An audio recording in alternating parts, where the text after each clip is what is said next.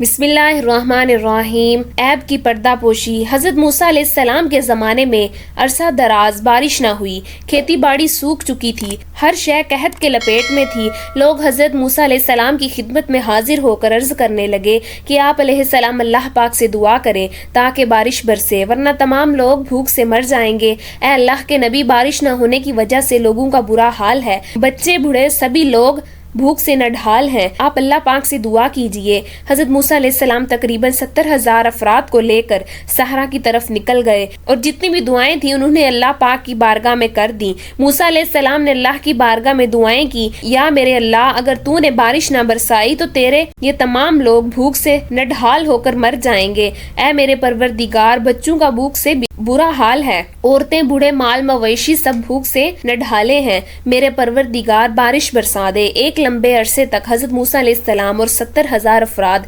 اللہ پاک کی بارگاہ میں دعا کرتے رہے مگر بارش نہ ہوئی۔ حضرت موسیٰ علیہ السلام نے عرض کیا، پروردگار ہم 70,000 نے جتنی بھی دعائیں کی بارش نہ ہوئی، اے میرے پروردگار ہماری دعا قبول کیوں نہیں ہوتی؟ اے میرے پروردگار تو بارش کیوں نہیں برساتا؟ اور کیا میرا مقام و مرتبہ تیری بارگاہ میں کم ہو گیا ہے؟ اللہ تعالیٰ نے حضرت موسیٰ علیہ السلام سے فرمایا، اے موسیٰ، آپ لوگوں کے درمیان ایک ایسا شخص موجود ہے جو 40 سال سے میری نافرمانی کر رہا ہے، اس سے کہہ دو کہ لوگوں کے درمیان میں سے نکل جائے تاکہ میں تمہاری دعا قبول کر لوں۔ اگر وہ لوگوں کے درمیان میں سے نہ نکلا، اے موسیٰ، جب تک وہ تمہارے درمیان موجود رہے گا میں بارش ایک قطرہ نہیں برساؤں گا۔ حضرت موسیٰ علیہ السلام نے عرض کیا کہ اے میرے پروردگار، میری آواز بہت کم ہے، 70,000 افراد تک نہیں پہنچ سکتی۔ اللہ نے فرمایا، موسیٰ تم صرف اعلان کرو، تمہاری آواز کو ہر کان تک پہنچانا میرا کام ہے۔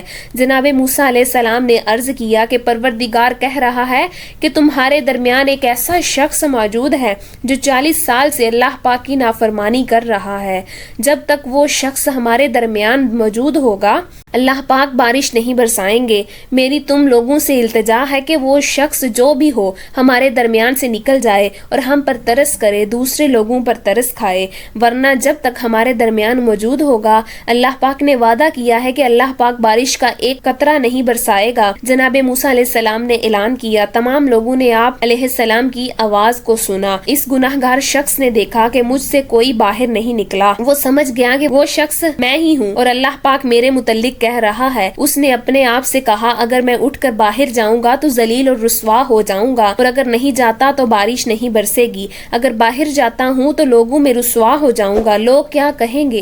اور اگر نہیں جاتا تو اللہ پاک نے وعدہ کیا ہے کہ اللہ پاک بارش نہیں برسائے گا، لوگ بھوک سے مر جائیں گے، بچے مر جائیں گے۔ اس شخص نے دل ہی دل میں کہا، اے میرے پروردگار، میں نے ساری عمر تمہاری نافرمانی کی ہے، میں نے تمہارا حکم توڑا ہے، میں سرکشی میں اتنا غافل ہو گیا تھا کہ تم کو بھول چکا تھا۔ اے میرے پروردگار، میں نے ہر لمحہ تم سے بغاوت کی ہے، تیرے کسی حکم کو نہیں مانا، ہمیشہ گناہوں میں اپنی زندگی بسر کر دی۔ اے میرے پروردگار، آج میری عزت کا سوال ہے، اگر آج ان لوگوں کو پتہ چل گیا تو میرے پروردگار میں ذلیل ہو جاؤں گا۔ اے میرے پروردگار، میری عزت تمہارے ہاتھ میں ہے، تو رحم کرنے والا ہے اور تو پردہ پوشی کرنے والا ہے۔ بے خطا کار سہی، میں گناہگار سہی، پر تو میرے پروردگار رحم فرمانے والا ہے۔